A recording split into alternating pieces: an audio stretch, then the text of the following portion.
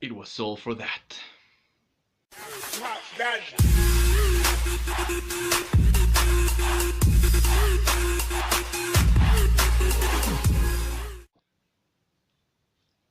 Hey movie fans, I just got back from seeing Rogue One, a Star Wars story, because it's not the episodes, it's the story. So I think now we're gonna start calling them that, the episodes and the stories. And I just saw it. I just came back from the movies, got some takeout, I just had some dinner, and these are my initial thoughts. I'm gonna do a definite spoiler video with details, analyzing everything, symbolisms and everything. But right now, just my initial thoughts because I was like, yeah, I'm gonna watch it a couple of times, put my notes together, and give you a very good review with a lot of insights and everything. No, you gotta talk about this right now. I have to talk about this right now. Um, can you tell my excitement? All right, let's just get it out of the way. It's great.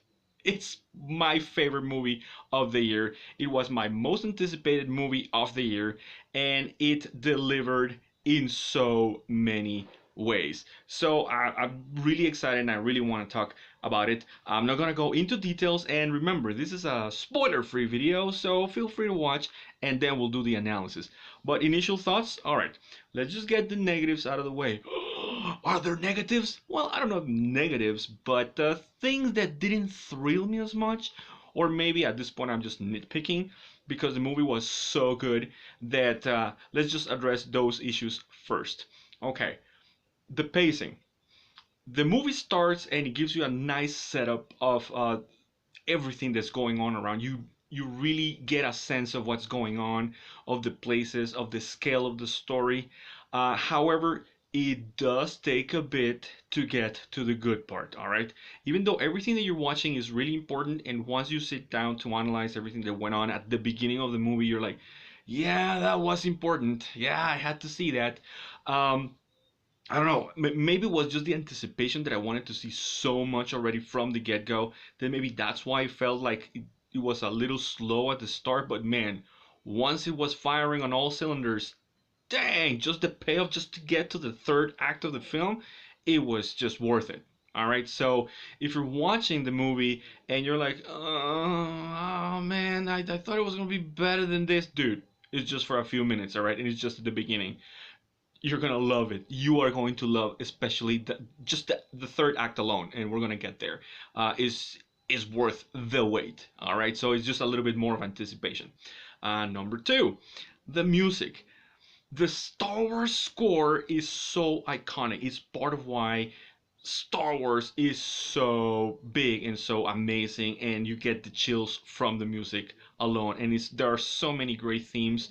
Um, Especially from Empire to Return of the Jedi, you had very specific themes. In A New Hope, you had the Skywalker theme. There wasn't really an Empire March or a Darth Vader theme, and we got everything in Empire. And then we had more themes for Return of the Jedi.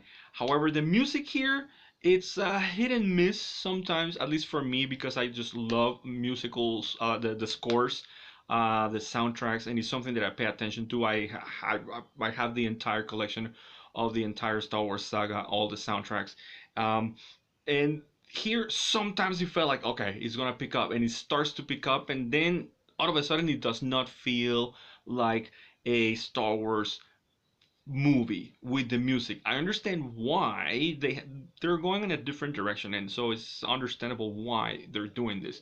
However, there are times when some of those old beats are there, and it's like, so this could happen, but it never really did, except for a few iconic themes that are there very, very shortly, but they are there, and when they were there, I got goosebumps. But that was it. And another thing, and the last thing, maybe now actually talking about the narrative and the way the characters were constructed. There were some characters that didn't get as much development as others, and they were very, very interesting. Like, definitely wanted to see more of certain characters. However, the main two characters, I would say, they had enough screen time to understand. them better and what they were trying to accomplish. Um, that's it. Now for the positives, well, everything else. Just the cinematography, the special effects. Um, oh, I forgot. There's a fourth thing and it's related to the music. Um, I don't know if it's the theater that I went to, but the sound mix wasn't as well done or as well constructed or put together as in other films. And I experienced the same thing with The Force Awakens. Like there's firing going on everywhere and you never feel the full experience. And I went to an IMAX theater.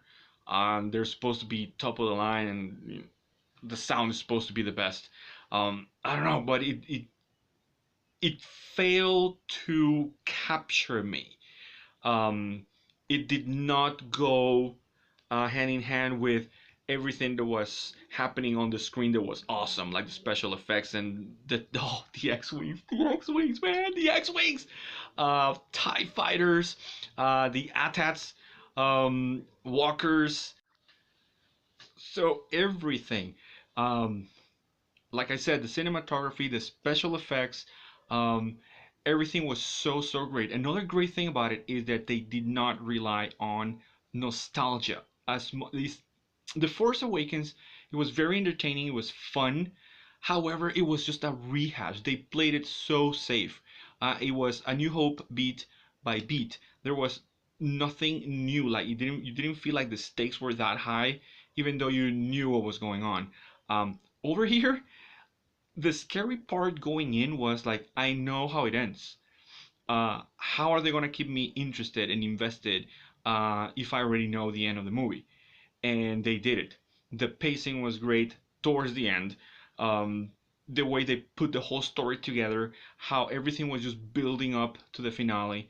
Um, it was great. The actors, everybody came and delivered. Like I said, I wanted to see more of other characters, but there wasn't enough time for everybody, so I understand why they had to do it this way. But still, even if people were there just for a few minutes, they made sure that those few minutes were on point. And it was also great to see how much attention Gareth Edwards paid to every shot and every beat and every actor as they were doing what they needed to do, as the characters needed to do. So that was great. So there's so much more to say. There are other things that I want to talk about, but I gotta see it again. I got more things to analyze. Bring you a good spoiler video. But before I tell you my initial thoughts, my initial rating for this movie, this is my recommendation. Make sure that you have time to go see the movie, get back home, no one bothering you, and you sit down and you watch A New Hope. Because everything connects so great. It makes A New Hope so much more interesting because now you know everything that led to that. So it's just great. It just connects really well. So that's my recommendation. If you still haven't seen it, because just like me, you couldn't, or you've been waiting, or you've been on the fence, like, oh, I don't know if this is gonna be the one for me. I've heard some people complain about it, dude. They don't know what they're saying. All right, you're gonna go see it, and you're gonna go home, and you're gonna pop in New Hope, and you're gonna watch that, and you're gonna get the full experience. I promise. And with that said, I'm gonna give Rogue One as a Star Wars thing, as a Star Wars story, as a movie right now, the wicked good rating. My favorite of the year so far, and there's so much more to say. There's so much more layers to peel off, but we're gonna see that on the next video. Until then, may the force be with you, and I'll see you at the movies.